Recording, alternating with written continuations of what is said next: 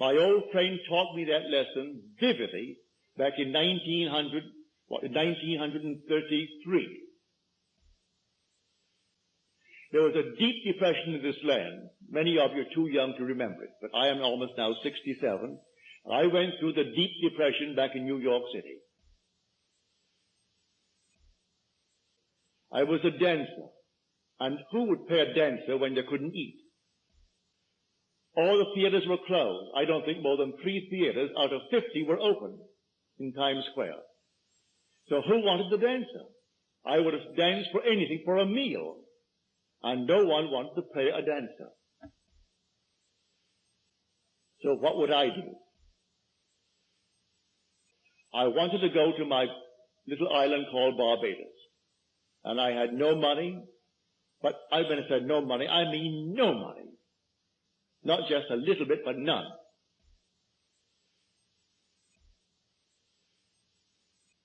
I said to my friend Abdullah, Ab, I would love to go to Barbados.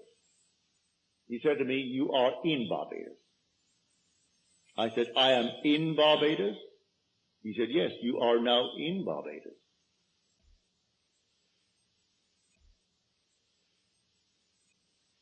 I didn't quite understand what he was telling me.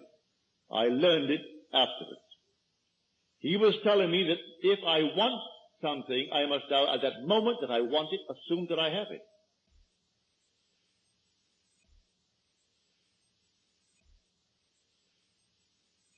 I want to go to Barbados. I am in Barbados. So this night when I sleep in Barbados.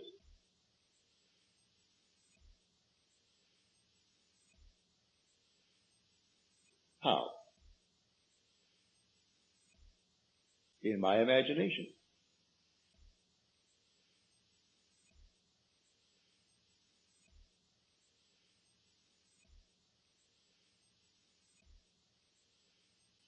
And how do I know I'm there?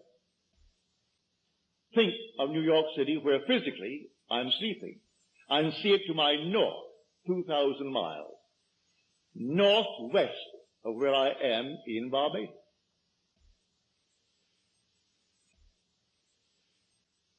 Well, the months went by, and I didn't see any evidence.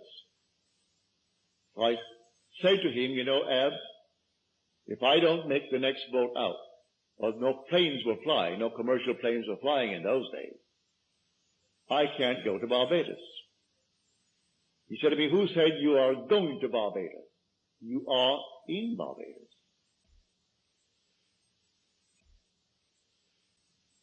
You can't discuss how you're going to Barbados when you are already in Barbados.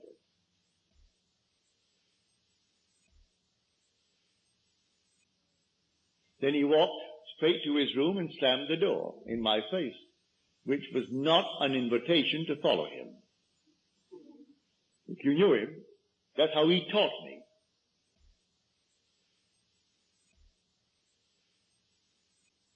I am asleep as though I am in Barbados.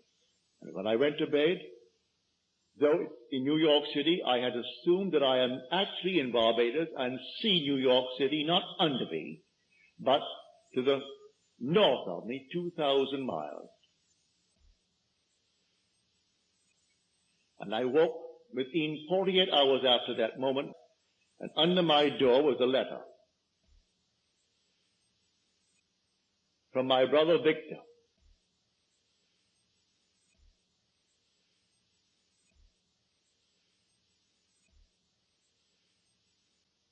And in that letter, he enclosed a small little draft, $50. He said, I have told the steamship company, the Furnace Whitty Company, to issue you a ticket and charge it to me. The $50 is simply if you want some little thing, like a suit of clothes. In those days, you could buy a suit for $12, a fairly decent suit. You could buy a pair of shoes for $3.50 or $4. But he said the $50 just for anything you may need to get aboard the ship. But sign the chits, I'll meet the ship and pay all expenses, and I will pay all the tips. So it's not for tips aboard the ship. I went down to the place and I told them what my letter said. I read my letter to them. They said, Mr. Goddard, we only have steerage from now on. But when we get to St. Thomas, the Virgin Islands, you may have first class because someone disembarked in St. Thomas. I accepted it. I went back to my friend Abdullah and I told him, Ab, it worked. I'm going on the 6th of December, but I have to go steerage until we hit St. Thomas, and then we go first class to Barbados. You know what he said to me? He said, who is talking of going to Barbados? You have gone to Barbados and you went first class. Well, what are you going to do with a man like that? I went straight to the boat on the morning of the 6th, expecting I would go steerage to the Virgin Islands, when the man said to me, Mr. Goddard, we have a nice surprise for you. We had a cancellation, and so now you're going first class. He wasn't surprised. I wouldn't even call him to tell him, because he was not given that way. He was trying to teach me a lesson. You believe in God, believe in me also. Well, the one speaking is God. It's the God in you, your own wonderful human imagination. If you say, I believe in God, everyone here believes in God, but do you believe in your own wonderful human imagination as God?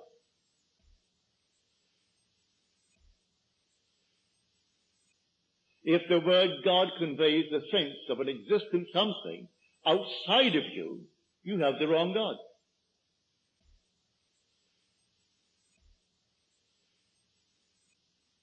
Because you are the temple of the living God, and the Spirit of God dwells in you.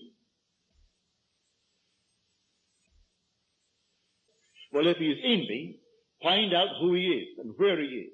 Well, I have found him to be my own wonderful human imagination. That's the God in me. It's the God in you. And may I tell you, he cannot fail. He will not fail. But here on this level, we are the operant power when it comes to the law. When it comes to the promise, that is coming regardless of the life we live in this world. Whether I be rich or poor, be the judge or the one being judged, the murderer or the victim, regardless of what part I play in this world, the promise is not conditioned. It is unconditioned. God promised to redeem himself when he became man. So my fitness for the kingdom of God is not the condition when I'm making myself good. It is the consequence, not the condition of his choice when he called me into the kingdom. So let no one frighten you that you're doing things that's going to stop you from entering the kingdom. It is not conditioned by anything you do in this world. The only condition is on the law. I can say that if I go in a certain direction, I will not encounter certain things.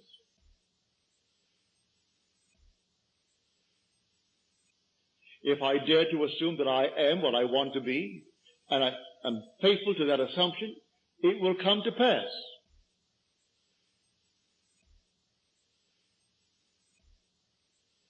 If I am not faithful to it, it will not come to pass.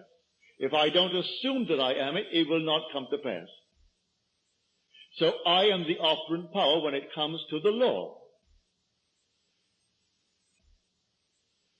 But when it comes to the promise, that is coming regardless of what you do or where you are or anything in this world.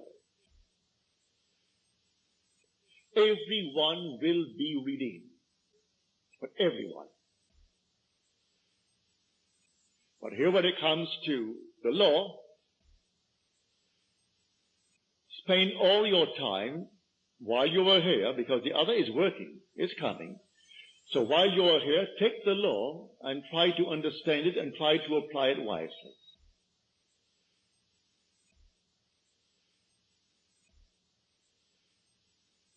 Why not live well? Why not live graciously? Why not be a kind person, a generous person in the world? Why not be a gentleman? Why not be a lady? These are tremendous accomplishments for man and for woman in this world.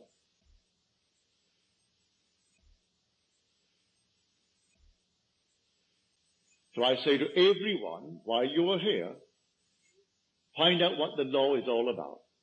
Because you can't deceive yourself, because the law will not allow you to. As you reap the things in this world, you may deny that you planted them. But it couldn't happen by accident.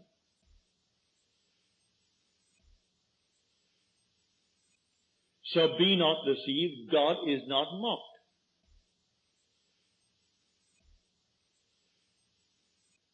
For as a man sows, so shall he reap. And he's reaping everything morning, noon, and night. I may not remember my sowing and deny the harvest that is mine, but it's there and I've got to accept it.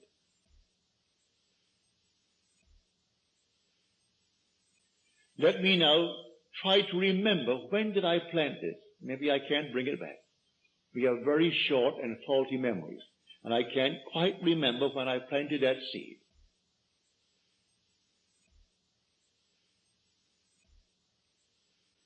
Why, the morning's paper, as you read these horrible stories, would tell you when you planted it. You do not know the characters spoken of in the paper, yet you react.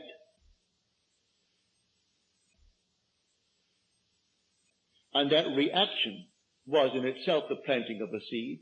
You pass judgment on those that you read about.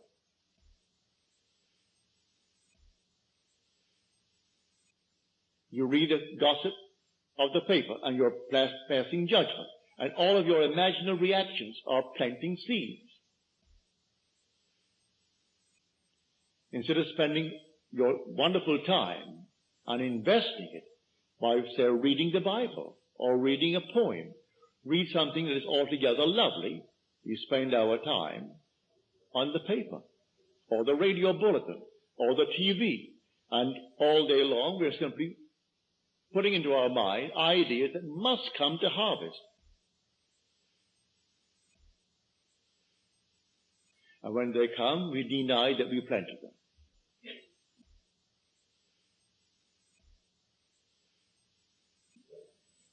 But here, on this principle of the law, you can be what you want to be in this world. I don't care what the world will tell you. You can start from scratch.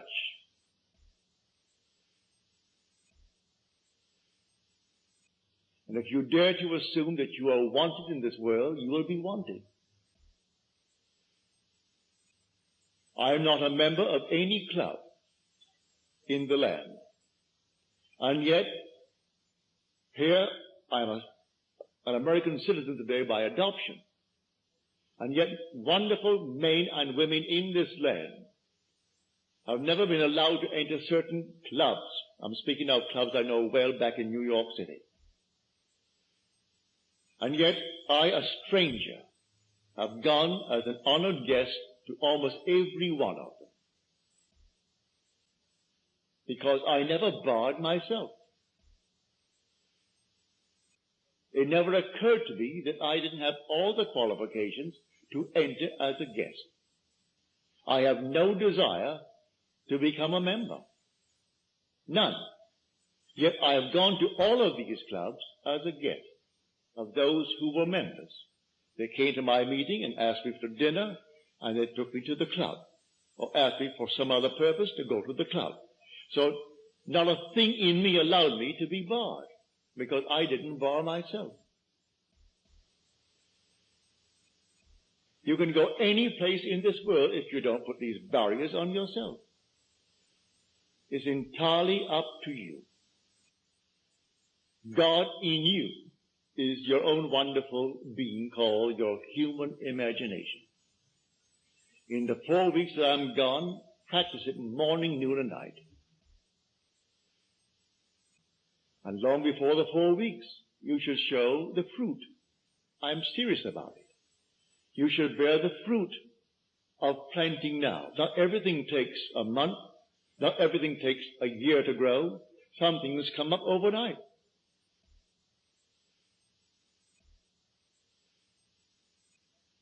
And you can plant it now, this very moment, by daring to believe that you are what at the moment reason denies and your senses deny. And actually feeling. Give it the tones of reality. And then drop it. You don't pick it up tomorrow morning to see if it's growing. You accept it. And in its own good time, it comes to fruition in your world.